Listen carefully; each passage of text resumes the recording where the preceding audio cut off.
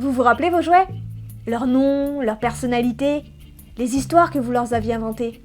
Ok, objectivement, c'était peut-être pas très palpitant, mais pour vous, ça l'était. Parce que pour vous, vos jouets, c'était des personnages, et leurs aventures, vous les viviez à leur côté. Puis un jour, vous avez grandi, il était temps de passer à autre chose, il était temps de changer. C'est ce moment particulier qui clôt le 3e opus de Toy Story, réalisé par Lee Unkrich, connu pour ça, qu'il a coécrit avec Michael Arndt, connu pour ça, et aussi écrit avec John Lasseter et Andrew Stanton, connus pour à peu près tout chez Pixar. Andy est grand maintenant et doit faire ses adieux à ses jouets, à son enfance et à Woody, son plus vieil ami. Il est temps pour ces personnages de grandir, de changer. Mais on est dans un Pixar, et si l'impact émotionnel de cette scène l'a rendu culte, c'est peut-être pour une raison un peu plus complexe. Aujourd'hui, on s'intéresse à la construction d'un personnage et à sa psychologie, mais aussi à ce qui va nous, spectateurs, nous impliquer dans une histoire. Pour ça, on va observer l'évolution de Woody le Cowboy dans les films Toy Story. Bienvenue dans Plot Point.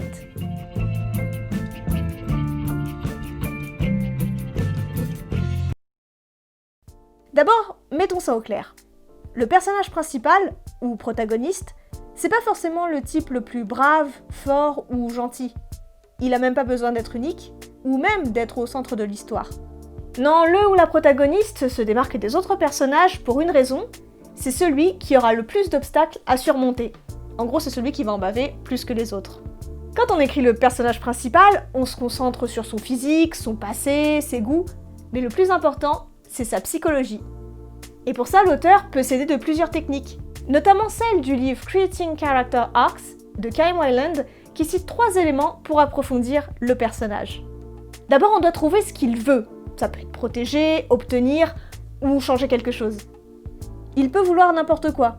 De l'amour, être comme les autres, résoudre un crime. Ensuite, l'histoire démarre et le protagoniste se retrouve embarqué, parfois malgré lui, dans l'intrigue. Qu'il soit gentil ou méchant, le protagoniste ne doit surtout pas être parfait. Il peut avoir une faiblesse, un gros défaut ou une peur qui est symptomatique d'un problème plus profond à régler.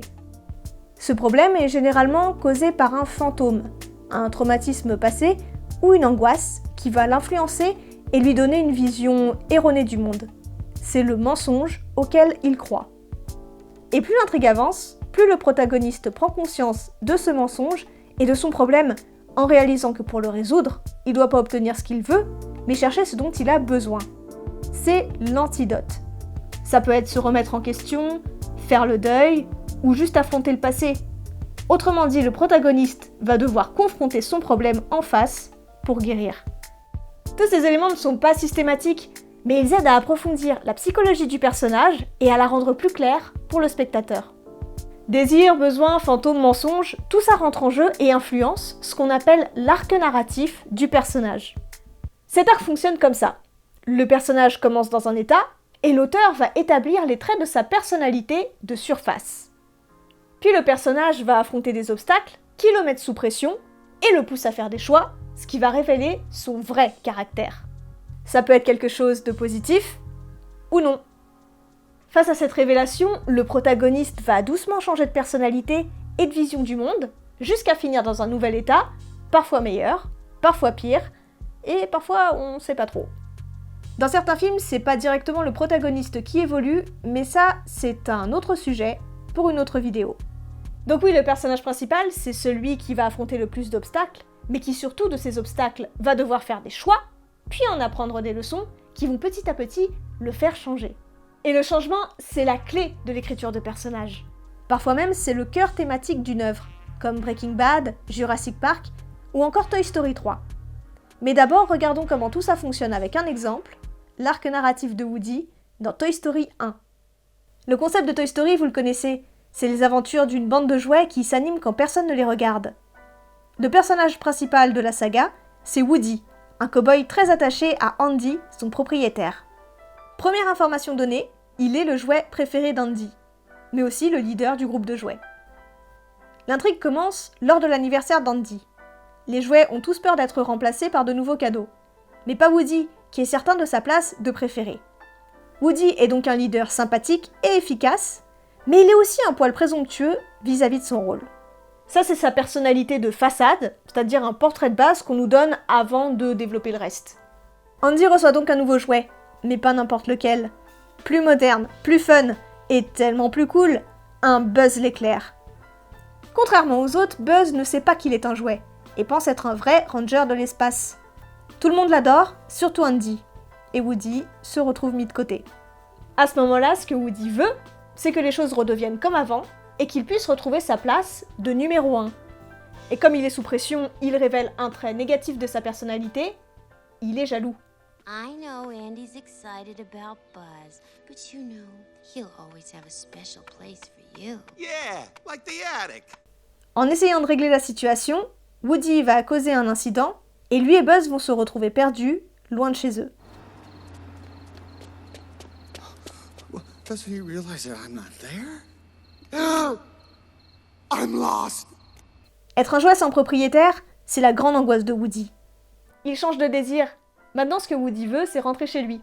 Et il doit donc faire le choix de s'allier à Buzz, qu'il déteste, pour y arriver. Et ça, c'est le premier changement qui va un petit peu le faire évoluer.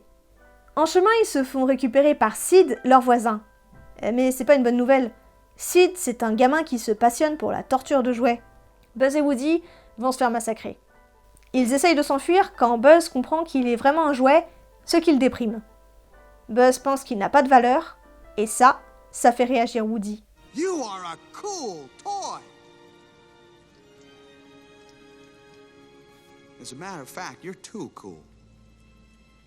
I mean, what chance does a toy like me have against a Buzz Lightyear action figure? Woody se confie.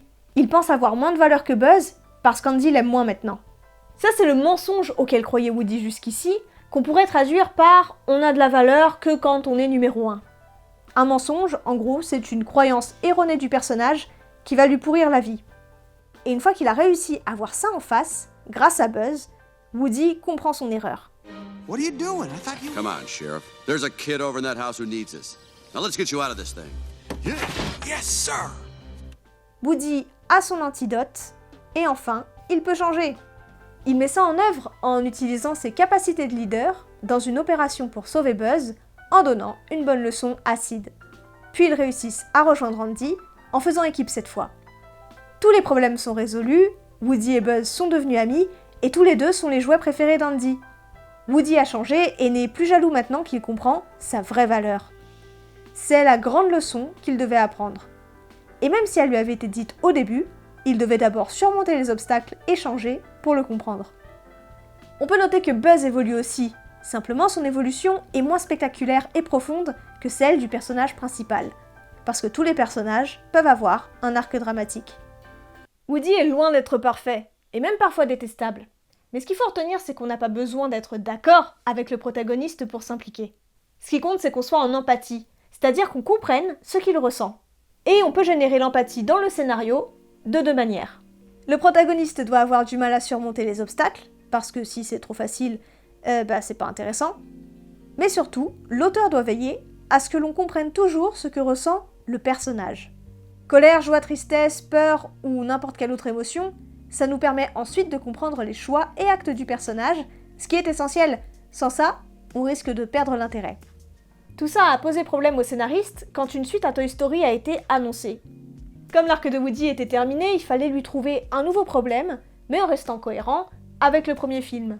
Les scénaristes ont donc eu la bonne idée de se concentrer sur la peur de Woody pour l'approfondir. Dans Toy Story 2, Woody réalise qu'il n'est pas éternel, et qu'un jour il finira à la poubelle. Autrement dit, il a peur de la mort. Au cours de l'intrigue, il découvre qu'il est un jouet rare et a l'opportunité d'être envoyé dans un musée. Là-bas, personne ne va le jeter, c'est sûr, parce qu'il a de la valeur. C'est une solution à son problème qui résonne avec cette question d'ego du premier film. Finalement, il se souvient que sa vraie valeur vient de son rôle auprès d'Andy et préfère profiter du temps qu'ils le restent ensemble. Ces deux films ont plusieurs points communs. La solution pour Woody, c'est d'accepter que les choses changent, mais surtout de rester auprès d'Andy, quoi qu'il arrive.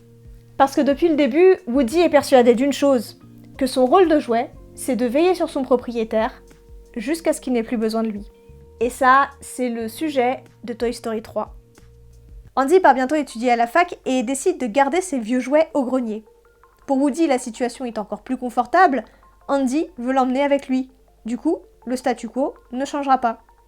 Mais à cause d'un quiproquo, les autres jouets sont envoyés dans une garderie, ce qui leur convient beaucoup mieux que le grenier, parce que là-bas, ils auront toujours un enfant pour jouer avec eux. Woody va donc devoir les convaincre de rentrer retrouver Andy. Dans ce film, c'est à Woody de pousser les autres à changer, et il réussit en leur rappelant que leur devoir de jouet, c'est d'être toujours là pour leur propriétaire. Les jouets s'échappent de la garderie, manquent de se faire tuer dans un climax horrible, et rentrent à temps retrouver Andy. Le film aurait pu s'arrêter là, mais il manque encore quelque chose. Le désir de Woody, c'était de préserver le statu quo à tout prix. Et on peut le comprendre parce que ça part d'un bon sentiment de loyauté et d'amour, on dirait que c'est la bonne solution.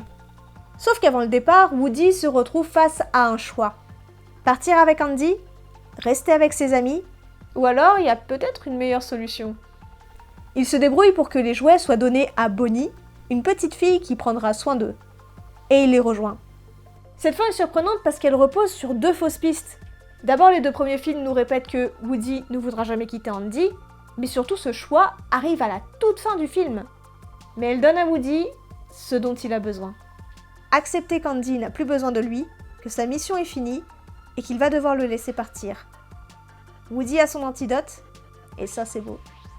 Si cette fin est aussi efficace, selon moi, c'est surtout grâce à cette question d'empathie, parce qu'on comprend l'importance qu'a Andy pour Woody.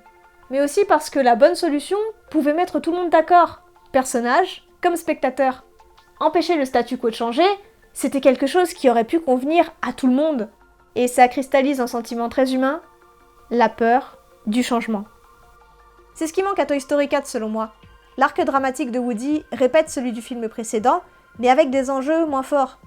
Ça reste un film chouette, mais quand on a une aussi belle fin que le 3, pas la peine d'en rajouter. On saura jamais ce que ça fait de se balancer entre les gratte-ciel, de rencontrer un extraterrestre, de ramener l'anneau au Mordor, ou même d'être le jouet préféré d'Andy. Enfin, j'espère. Par contre, on sait tous ce que c'est que de désirer quelque chose, d'affronter des obstacles et d'avoir peur de changer, en espérant un jour peut-être en être capable. Ce sont ces sentiments et émotions profondément humains d'un personnage qui vont résonner en nous et susciter de l'empathie. Un personnage veut quelque chose, est confronté à des obstacles qui révèlent qui il est vraiment et fait des choix. Ces choix sont des petits changements de sa personnalité qui, un à un, auront fait évoluer profondément le personnage à la fin. Et ce qui est beau dans les Toy Story, enfin généralement dans les Pixar, c'est la sensibilité des changements de leurs protagonistes. Même dans un univers de jouets, c'est la réalité qui est représentée et ces jouets surmontent des problèmes de la vraie vie. La jalousie, la peur de la mort, la peur de changer, c'est universel et en dépeignant ça de manière honnête, ça donne un côté réel au protagoniste. C'est ce qui nous parle, nous implique dans une histoire et qui parfois nous fait, nous aussi, un peu changer.